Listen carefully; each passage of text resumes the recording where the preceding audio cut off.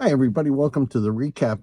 This is actually the my second attempt at shooting this episode. The first attempt was out in the backyard at the pool, but I was getting lens flares in the camera because of the amount of sun we've got here. So I figured, okay, I'll get back in the car. Earlier this week, we've had great weather, so I went out on a shoot, and I was looking to take pictures of birds. Look, let me get my iPad here, and I'll show you what was going on. Give me a minute to get this thing up. Let's see. So here's what happened. It's Tuesday morning. I'm out here in a place in Fellsmere, in a place called Stick Marsh. And the reason I came was for this island over here with all these birds.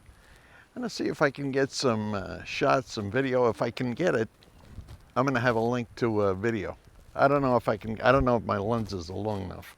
Well, here's what Stick Marsh looks like. And you can see it's a lot of water, a lot of swamp.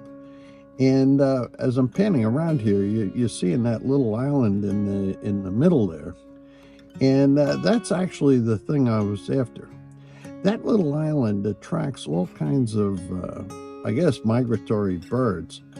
And I was really looking to get some, the best shots I could of these very, very colorful birds. I got a few. I had one problem, which is I don't think my lenses are long enough for it. Here's a really good shot. A little bit. I got another one coming in a few seconds. The problem was some guy from Atlanta drove down there's the shot. I love that thing. Anyway, there's a guy from Atlanta who came down, and he was there to shoot stills. He had a super expensive lens. The lens must have been 2 feet long. And the problem was that what he did was to plop down right next to me. And I'll be honest with you, operating these cameras with all the controls they have is it's very technical, and it's quite frankly a challenge for me. And I really can't do it that well with some guy trying to talk and be friendly and all that kind of stuff. So I ended up without enough enough decent video to be able to put up a separate video about Stick Marsh, which I regret. It's still nice being out there, but well, it was a disappointment. In other news, Karen the Weather Girl placed our order for Girl Scout cookies, and she did it as close as possible to when the new raspberry Girl Scout cookies would be available, and they were sold out by the time she placed the order. So we're getting our normal stuff, the mints and s'mores and I don't know, some other stuff. But unfortunately, not the raspberry Girl Scout cookies. Big, big disappointment. Well, I've been kind of busy this week, but I did have a Mets game on, and I'll tell you what, I'm a little bit concerned. Now I didn't watch the whole game. I couldn't. I was busy doing other things. But the thing that I noticed every time I glanced at the screen, they had this pitch clock going.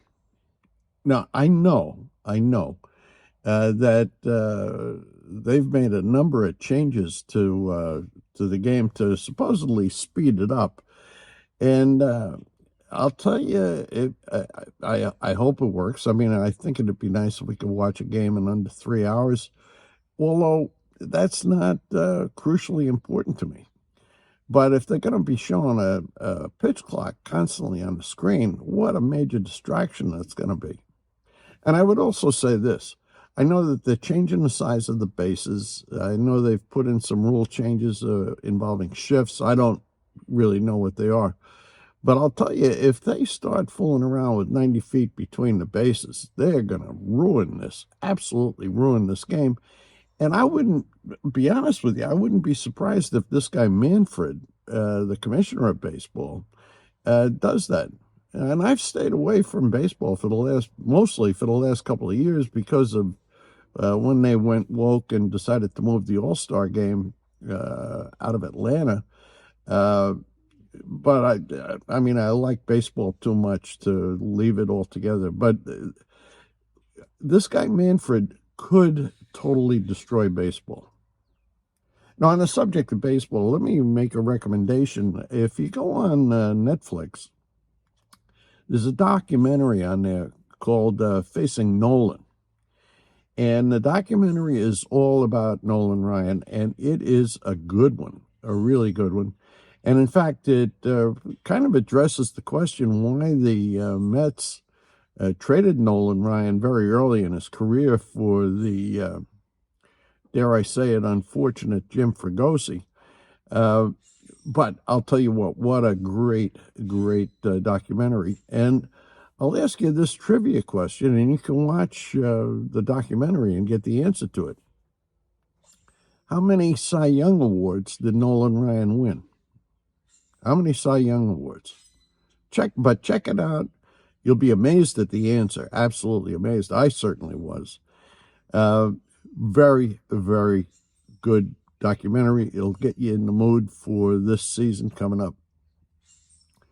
That's my report for this week. I recognize not very much to talk about, but hey, I'm giving you the news that you need. And by the way, it's news that you're just plain not going to see on mainstream media. Everybody, take care. Have a really nice weekend. Have a really nice week coming up. And we'll see you next week. Take care.